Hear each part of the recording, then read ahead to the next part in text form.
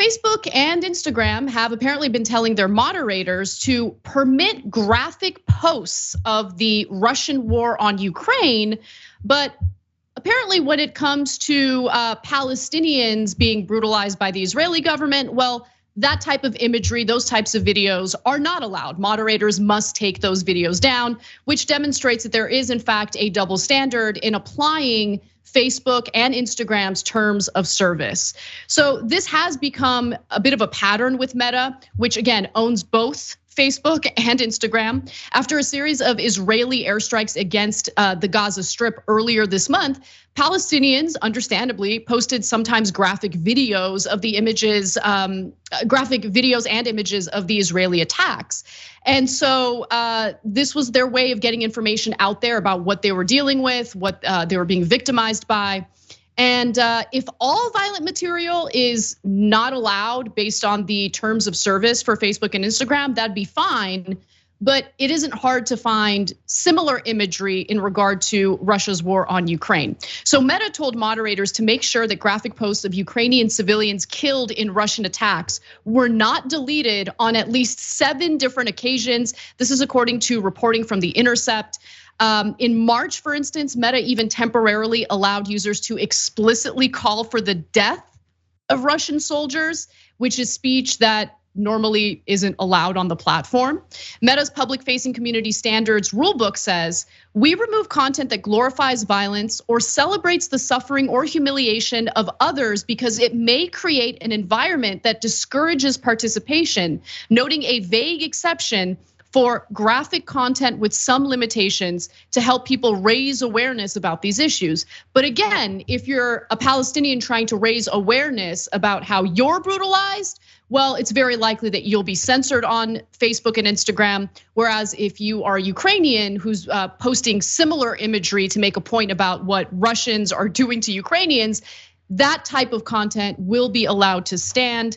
Now, let's get into those exceptions. Now, during the recent Israeli attacks on Gaza, for instance, between August 5th and August 15th, 7 Amle, a civil society group that formally collaborates with Meta on speech issues, tallied nearly 90 deletions of content or account suspensions relating to bombings on Meta platforms, noting that reports of censored content are still coming in.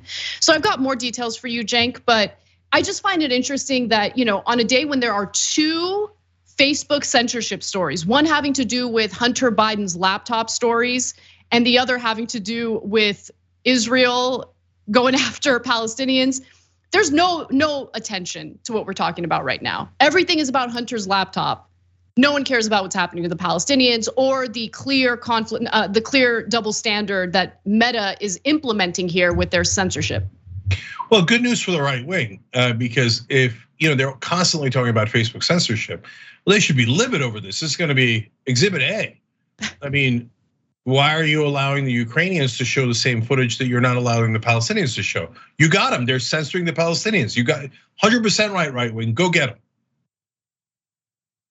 Oh, no one in the right wing has said a word about this, nor will they ever.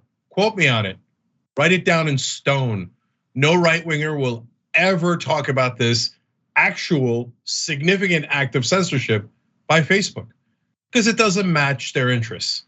So they'll conveniently ignore it. And by the way, so will the rest of the media. Here we go again. Right-wing media and corporate media actually agree all the time. In fact, let's go to the core issue. Should you show the dead that are in a war? Overall, I think absolutely you should, so you know the horrors of war. So I think the correct policy, Facebook has 2 different policies, one for Ukraine and one for seemingly everyone else, but certainly for Israel.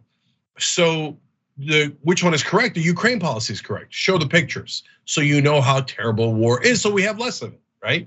But when it comes to Israel, creating those horrible pictures of dead Palestinian kids, no way. You're not allowed to show those. So this goes to my rule of thumb for you guys. Whenever they show the pictures of dead kids, you know that the government and the establishment want to start a war with that country. When they do not show the dead kids, they do not want to help that country, okay? So when Bashar Assad did the chemical attack, we showed the dead kids. Now they were real. The chemical attack was real. The kids, the dead kids were real. But we showed them all over TV. Bomb, bomb, you have to bomb, you have to bomb, you have to bomb, right? Yemen, there's hundreds of thousands of dead, including tens of thousands at least of dead children.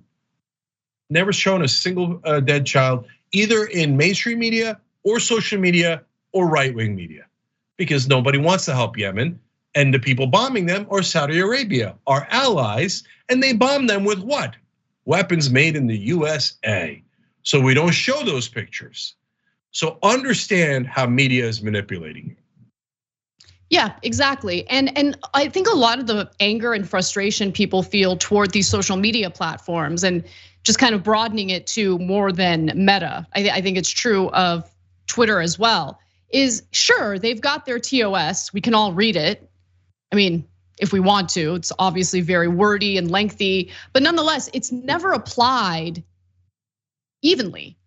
And so that leads to a lot of distrust toward those running the social media platforms, and everyone thinks they're targeted. But in this specific case, the double standard is just very clear. There's only one instance in which this type of terrible imagery is accepted, and I agree with you. I think it's important for people to understand the severity of war. It's important for people to understand what it does to innocent human beings. So I'm okay with the imagery being shared on social media. I think there's an informative component to that. But to have that double standard is a huge problem. And again, it sows distrust toward these private social media companies. And so I think there is a good case to be made about thinking of these platforms as more of a public utility, or finding ways to regulate it so these double standards don't exist. I know that we're a long way from that ever happening, as long as there's money in politics and these platforms are able to fund politicians.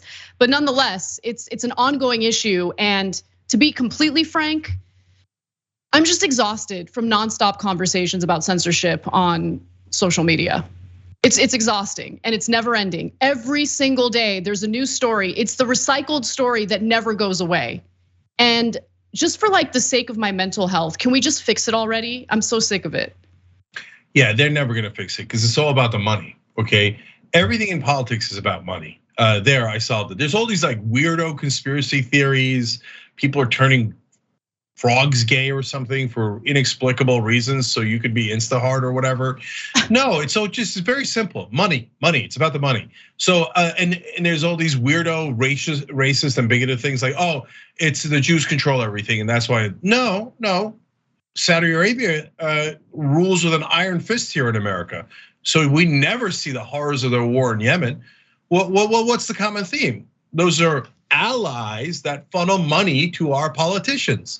Doesn't matter if you're Muslim or Jewish, nothing matters other than the money, okay? And so you'll see, and by the way, we're against the Russian oligarch money. We're on the side of the Ukrainians. I think we're on the right side there accidentally, okay, but we're on the right side. So you will see all the horrors of the war that Russia started in Ukraine, and you will never see the horrors of the wars we start or our allies start. Thanks for watching The Young Turks, really appreciate it. Another way to show support is through YouTube memberships. You'll get to interact with us more. There's live chat emojis, badges. You've got emojis of me, Anna, John, JR. So those are super fun. But you also get playback of our exclusive member-only shows and specials right after they air. So all of that, all you gotta do is click that join button right underneath the video. Thank you.